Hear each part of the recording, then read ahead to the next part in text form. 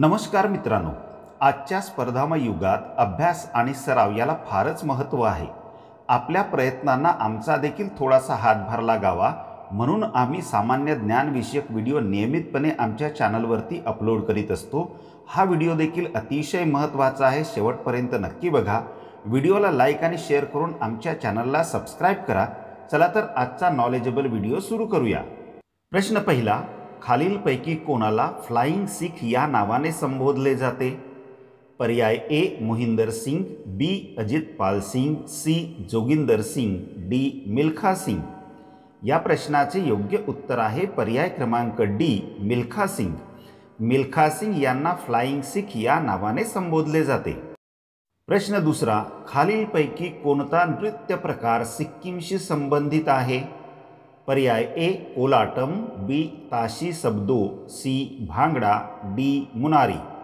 या प्रश्नाचे योग्य उत्तर आहे पर्याय बी ताशी सबदो। ताशी सबदो हा नृत्य प्रकार सिक्कीमशी संबंधित आहे। प्रश्न तिसरा, स्वर्ण जयंती ग्राम स्वरोजगार योजना भारतात कोणत्या वर्षी सुरू झाली? पर्याय ए 1999, बी 2005, सी 2008, डी 2009। या प्रश्नाचे योग्य उत्तर आहे पर्याय ए 1999। स्वर्ण जयंती ग्राम स्वरोजगार योजना भारतात 1999 या वर्षी सुरू झाली। प्रश्न चौथा, तो मी नव्हेच व मोरूची मावशी या प्रसिद्ध नाटकांचे नाटककार कोण? पर्याय ए रा ग गडकरी, बी पु ल देशपांडे, सी प्र के अत्रे, डी वी वा शिरवाडकर।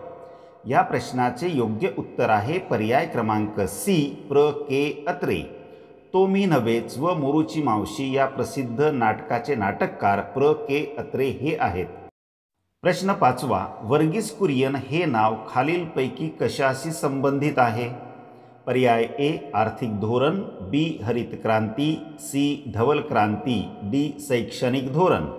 या प्रश्नाचे योग्य उत्तर होणार आहे पर्याय क्रमांक सी धवल क्रांती। वर्गीस कुरियन हे नाव धवल क्रांतीशी संबंधित आहे। मित्रांनो, या व्हिडिओमधील प्रश्न अतिशय महत्त्वाचे आहेत, भविष्यात होणाऱ्या शासकीय स्पर्धा परीक्षांमध्ये विचारले जाऊ शकतात, तेव्हा व्हिडिओ शेवटपर्यंत नक्की बघा। आणि हो, अशाच व्हिडिओसाठी आमच्या चॅनलला सबस्क्राइब करून व्हिडिओला लाईक आणि शेअर देखील करा। पेशवा हा शब्द कोणत्या परकीय भाषेतून मराठीमध्ये प्रचलित झालेला आहे? पर्याय ए इंग्रजी, बी पोर्तुगीज, सी फारसी, डी अरबी। या प्रश्नाचे योग्य उत्तर होणार आहे पर्याय क्रमांक सी फारसी। पेशवा हा शब्द फारसी या परकीय भाषेतून मराठीत प्रचलित झालेला आहे। प्रश्न सातवा, महाराष्ट्रात विधिमंडळाचे हिवाळी अधिवेशन कोणत्या शहरात होते? पर्याय ए नागपूर, बी नाशिक, सी कोल्हापूर, डी सोलापूर। या प्रश्नाचे योग्य उत्तर आहे पर्याय क्रमांक ए नागपूर। महाराष्ट्र विधिमंडळाचे हिवाळी अधिवेशन नागपूर शहरात होते। प्रश्न आठवा, वंदे मातरम हे गीत कोणत्या कादंबरीमधील आहे? पर्याय ए गीतांजली, बी आनंदमठ, सी गीता रहस्य, डी आनंदयोगी। या प्रश्नाचे योग्य उत्तर होणार आहे पर्याय क्रमांक बी आनंदमठ।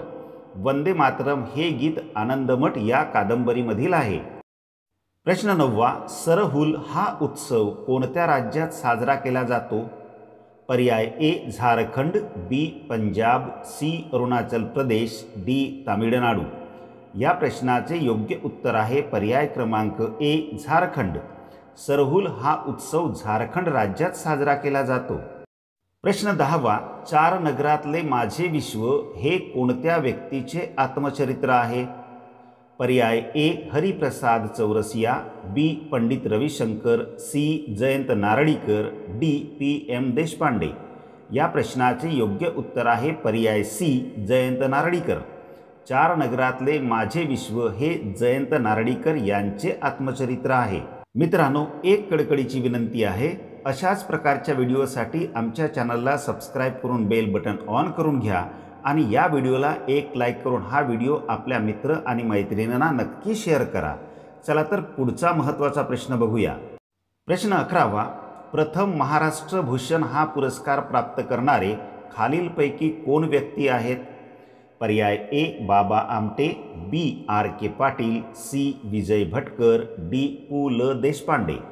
या प्रश्नाचे योग्य उत्तर आहे पर्याय क्रमांक डी पु ल देशपांडे। प्रथम महाराष्ट्र भूषण हा पुरस्कार प्राप्त करणारे पु ल देशपांडे हे व्यक्ती आहेत। प्रश्न 12वा, लाहोर कट खटल्यात खालीलपैकी कोणाला फाशीची शिक्षा देण्यात आली? पर्याय ए भगतसिंग, बी राजगुरू, सी सुखदेव, डी वरील सर्व। या प्रश्नाचे योग्य उत्तर आहे पर्याय क्रमांक डी वरील सर्व। लाहोर कट खटल्यात खालीलपैकी भगतसिंग, राजगुरू, सुखदेव म्हणजेच या वरील सर्वांना फाशीची शिक्षा देण्यात आली। प्रश्न 13वा, 1857च्या उठावातील तात्या टोपे यांचे मूळ नाव काय होते?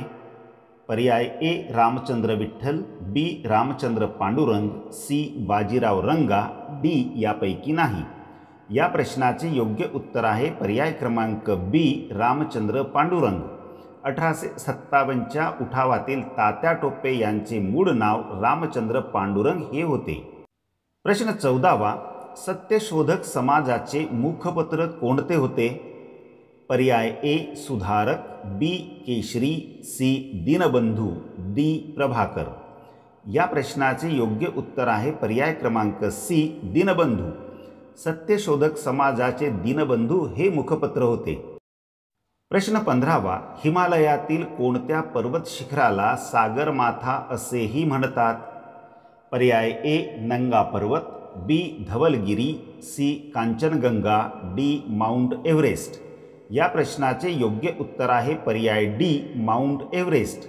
हिमालयातील माउंट एव्हरेस्ट या पर्वत शिखराला सागरमाथा असेही म्हणतात। मित्रांनो, अजूनही आपण आमच्या चॅनलला सबस्क्राईब केले नसेल तर प्लीज आमच्या चॅनलला सबस्क्राईब करून बेल बटन ऑन करून घ्या आणि हो, या व्हिडिओला एक लाईक करून हा व्हिडिओ आपल्या मित्र आणि मैत्रिणींना नक्की शेअर करा। प्रश्न 16वा, सुलतान जोहर कप कोणत्या खेळाशी संबंधित आहे? पर्याय A cricket, B hockey, C football, D basketball. या प्रश्नाचे योग्य उत्तर होणार आहे पर्याय क्रमांक B hockey. Sultan Johor Cup हा हॉकी या खेळाशी संबंधित आहे। प्रश्न 17वा, लॉर्ड डलहौसीने विलिनीकरणाच्या नियमानुसार झाशीचे विलिनीकरण कोणत्या वर्षी केले?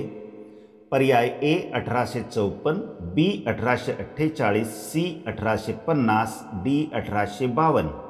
या प्रश्नाचे योग्य उत्तर आहे पर्याय क्रमांक ए 1854।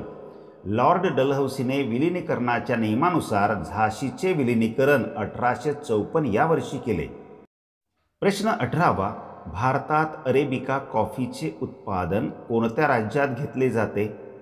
पर्याय ए आसाम, बी उत्तराखंड, सी पश्चिम बंगाल, डी कर्नाटक।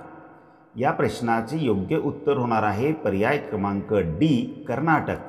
भारतात अरेबिका कॉफीचे उत्पादन कर्नाटक राज्यात घेतले जाते। प्रश्न 19वा, खासी आदिवासी जमात कोणत्या राज्यात आढळते? पर्याय ए मणिपूर, बी मेघालय, सी अरुणाचल प्रदेश, डी बिहार। या प्रश्नाचे योग्य उत्तर आहे पर्याय क्रमांक बी मेघालय।